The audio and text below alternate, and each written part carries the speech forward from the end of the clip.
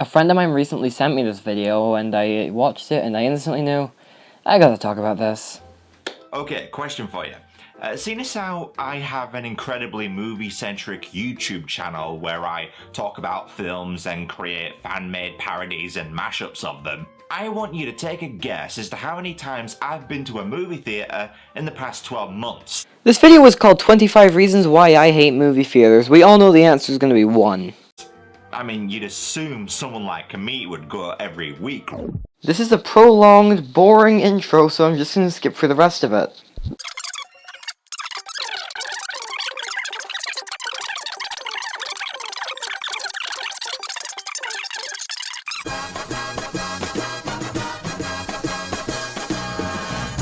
Number 1, starting with the obvious one, people are scum. Never underestimate how much of a dick bag the general public is, people. While you're sat there in the movie theater trying to enjoy the film in peace, there are always gonna be inevitable fuckwads present to ruin your movie-going experience. Yeah, I'll give you this one. I've been in a lot of bad theater experiences with a lot of people just being kinda dicks. I can make a full video on that on my own. So yeah, you got me there. I agree with this one. Number 2. Tickets are expensive. Yeah, adult movie ticket prices here in the UK are now in the double figures, and spending £10 to see one movie is an especially hard sell today, when for about the same price, you can get yourself a month of Netflix at home where you can see as many movies as you want. Yeah, here's the thing.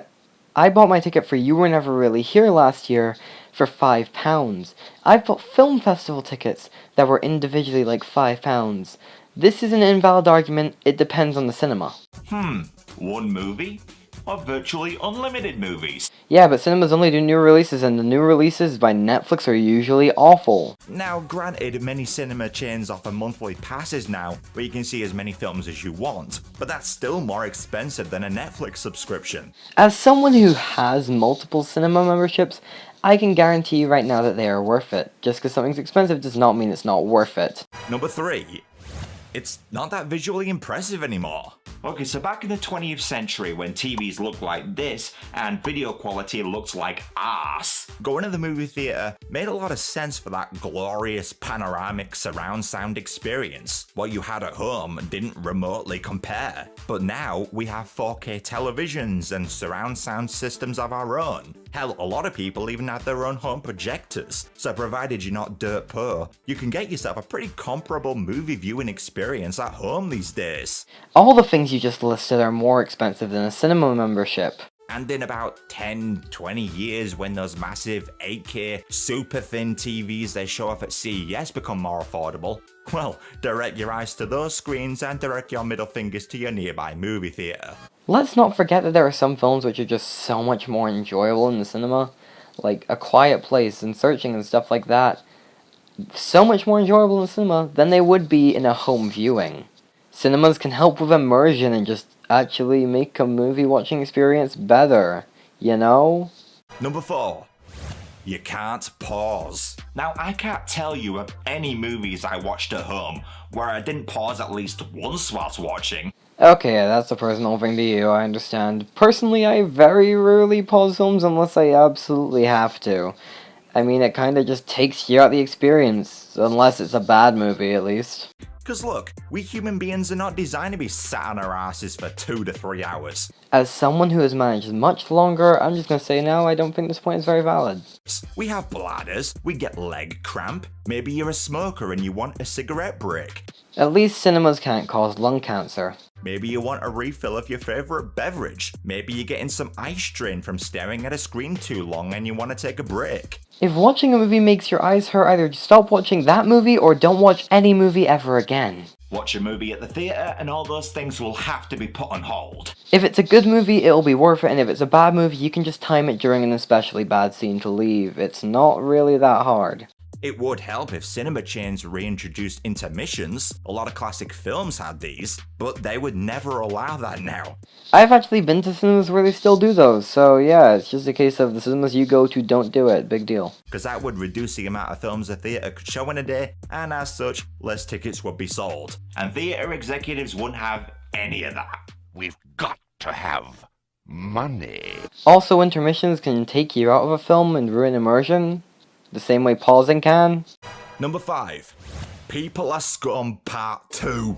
Thinking about it now, the amount of cases where I've had bad theater experiences are in the minority. Number 6.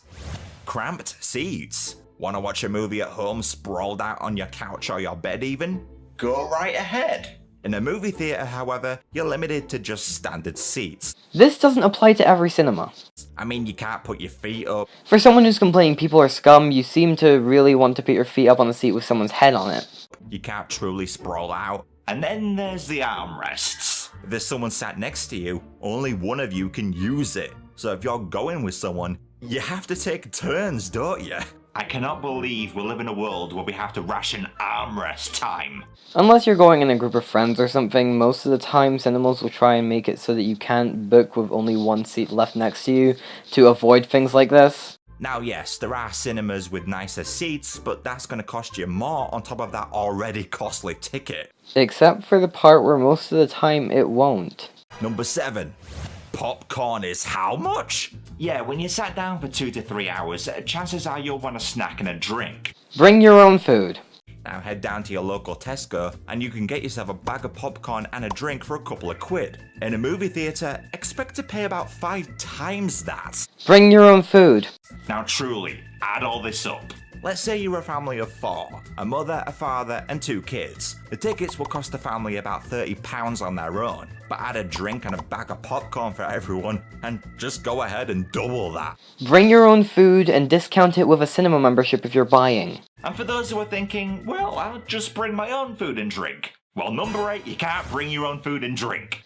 But you can. I've never been to a cinema in my entire life where you couldn't bring your own food and drink.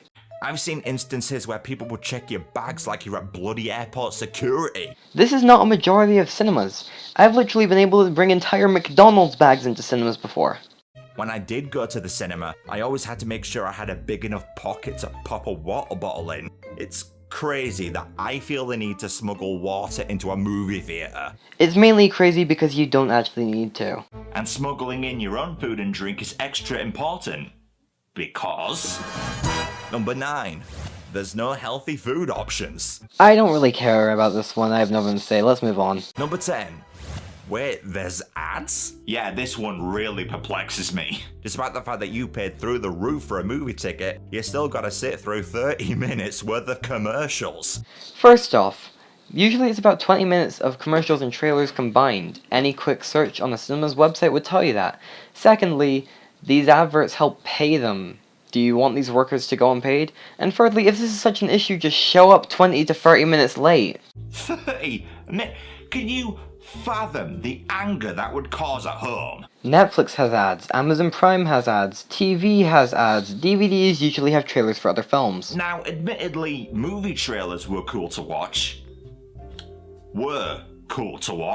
You see, before YouTube, trailers were only available to watch in a theatre. As such, they were new and exciting to see. Now the movie trailers that theatres play will have already seen on YouTube. So yeah, just start the movie already. I'm laughing, but it's a laugh of impatience. Show the movie. Oh! First off, a lot of the time the first time I'll see a trailer is in the cinema. And secondly, sometimes studios make trailers debut in cinemas. Happy Death Day 2U's trailer didn't debut online until a month ago, but I saw it in front of the Halloween movie in October. Number 11. You can't fast forward. Why is this important? It's not. Because of a little recent phenomenon that is the post-credits scene. In most cases you can tell when there's going to be a post-credit scene, like if it's a big franchise movie or something. And even then you can Google it before you go in or something, or Google it on your phone, considering now that the movie's over it's now acceptable to take out your phone. Also, I only stay for post-credit scenes when the movie is good now, so that's a good way to do it. Number 12. Pay up if you want to watch again. Watching a movie on Blu-ray or a streaming service? Well, feel free to view the film as many times as you want. In a theatre and want to rewatch the movie? Cough up another 10 quid. Fuck all that. If you want to watch a film multiple times in the cinema, it's usually a film that justifies that price. Number 13. No subtitle option. Many cinemas offers this is inaccurate, I'm moving on to the next one. Number 14. You can't choose the start time. Yeah, at home you can watch a movie during the afternoon, evening, or at 3 o'clock in the bloody morning if you're so inclined. In a theatre, showings tend to start only every hour or so. So if you're early to the theatre, you'll be standing around like a pleb waiting for the usher to let you in. Most cinemas have seating, bars, cafes, Wi-Fi, docking stations. Just go on your phone. And if you're late, you'll miss out on some of the movie. 30 minutes worth of commercials. Here's half an hour's worth of ads. But, 30 minutes worth of ads. Number 15. You gotta travel. Yeah, I know this is a duh entry. And that's why I'm skipping it. Number 16. 3D. There is not a movie in existence you cannot watch in 2D. Number 17. You can't change the volume. Duh. Number 18. Add some headphone jacks already. Now, some movie theaters apparently have these. Which makes your point invalid, so I'm gonna move on. Number 19. The good seats can go. So if you're a little late to the theatre, oftentimes the only available seats will be the ones in the front. And nobody sits in the seats at the front. Cause you're mere meters from the screen and watching the movie will proceed to give you horrendous neck cramp. Then book your seats in advance. Number 20. Assigned seating. Why are movie theaters now doing this? Are we on an aeroplane? The reason why this sucks is because people will often not adhere to it. So if someone else sits in your seat, you gotta get them a shift. And considering that this person is clearly the unattentive type, you don't know how they'll react. They'll often say, oh, just sit anywhere. So you do, but guess what? You've just sat in someone else's seat, and now you're asked to move. It's a shitty cycle, and I'm now done with it. Admittedly, there have been plenty of times where people have taken my seat, so I'll just take another seat. Or I'll just take a better seat because my seat kind of sucked. But in most cases, people are understanding and will sit other places. It's not that hard for people to do. Also, there are plenty of cinemas that don't have assigned seating, so yeah. Number 21. Screen issues. This is rare. Number 22. It makes a shitty date. Yeah, why do so many people choose the movie theater as a date? Because it's clearly a good idea if that many people are doing it. You sit in a dark room for 2 hours, not talking to each other. Sounds romantic. If you love someone, it doesn't matter what you're doing. The sentiment of being with them is enough for you. I cannot believe I'm giving dating advice, but here we are. As the one of us in a relationship who has done this date many times, I can confirm that it's good. Number 23. Well, I already paid for the ticket. You can still walk out and do something else. Also, refunds are an option. Moving on. Number 24. No control over the lighting. Duh. And finally, number 25. Limited movie selection. Yeah, back to streaming services like Netflix where you have so much choice is honestly overwhelming. In a theatre, you'll be lucky to get even a dozen choices. And good luck if you're a fan of foreign language cinema. Yeah, admittedly there's a big issue with foreign language cinema, but if you really want to find it, you just gotta look a little harder. There are plenty of cinemas that are playing it, but they're just not as big. I saw Happy End and Climax thanks to the cameo. You just gotta look a little harder. So yeah, that's his reasons, and he has a couple of good ones. I understand where he's coming from.